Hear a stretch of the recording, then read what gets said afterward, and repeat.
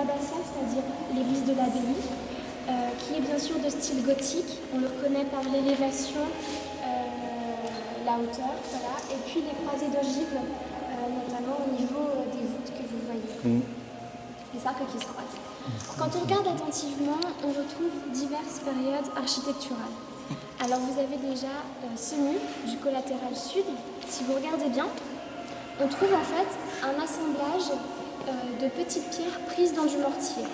C'est le mur de la fondation de l'église. Il a été sondé, c'est 9e, 11e siècle. Et il s'oppose totalement à ce mur du collatéral nord que vous avez de ce côté-ci, qui est lui du 13e siècle.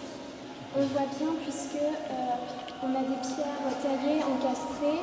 Voilà, les techniques de taille de pierre et de construction sont vraiment maîtrisées à cette période.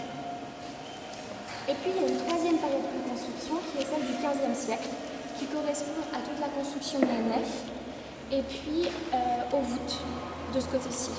En fait, cela était dû à un incendie début 15e et ce sont les travaux de restauration, on sait que ça date à peu près de cette époque-là, puisque ces travaux ont été menés par un abbé qui s'appelle Jacques de Monvoisin, dont j'aurai l'occasion de vous parler plus tard.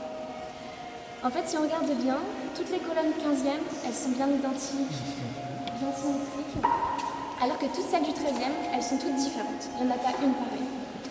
Et donc ça nous montre aussi les différentes périodes de construction et l'agrandissement progressif de l'église.